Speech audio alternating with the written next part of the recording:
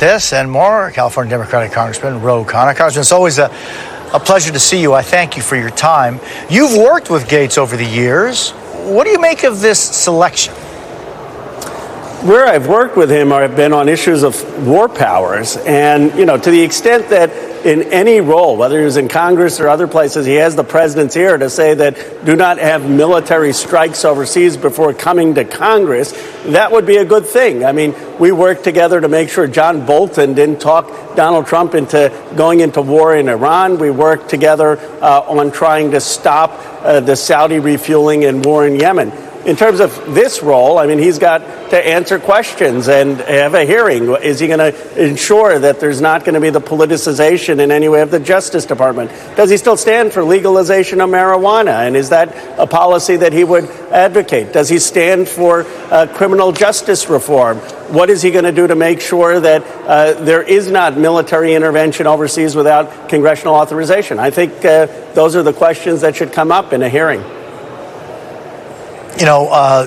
Congressman Gates has been under investigation by the House Ethics Committee. As a matter of fact, Senator Cornyn just a couple of minutes ago said that he would want to see that investigations report as a process of, going forward with either accepting or not accepting Gates in his role. But with Gates resigning, that investigation essentially goes away. Do you think that investigators should release that report?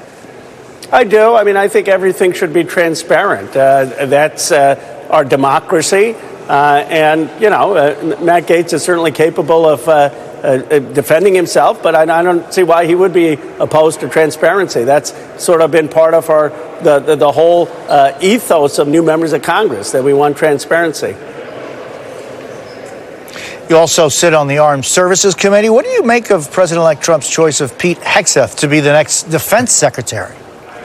Again, I don't know him. I've seen him on Fox News. I've never seen him testify in front of the committee. President's picks are entitled, though, to going through hearings and then having to make the case. And what I'd want to know from him is he committed to making sure women can serve with equality in the military armed forces? There have been certain comments about his role, about the contributions of minorities in the armed services. Where does he stand on that? What is he going to do to modernize our military so we have the best fighting force in the 21st century? And I think that with all of these picks, they're going to have to make the case in front of the Senate and convince the Senate that they really are up to the job. President-elect Trump has also picked former Hawaii Democratic Congresswoman and military veteran Tulsi Gabbard to be his Director of National Intelligence. While she was in Congress, she secretly met with Syrian dictator Bashar al-Assad. She also blamed the U.S. and NATO for Russia's invasion of Ukraine. What do you think of that choice?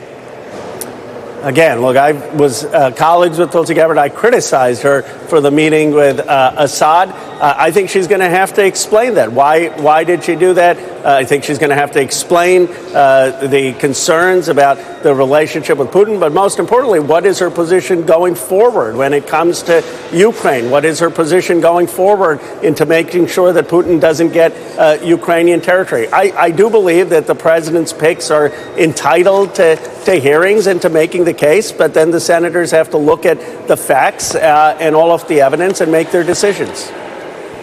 Hey, Congressman, on a needle 0 to 10, 10 being just absolute warning of apocalypse, where do you stand on these picks in general? Look, I'd be surprised if all of them go through. That never happens with any president. I'm more interested in what positions they're going to take.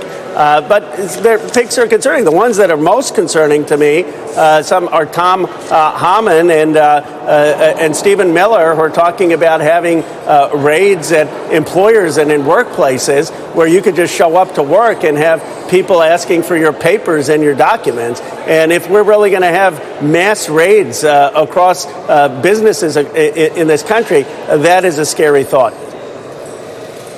Congressman Khanna, I always appreciate your time. Thank you for sharing some of it with us this morning. Appreciate it.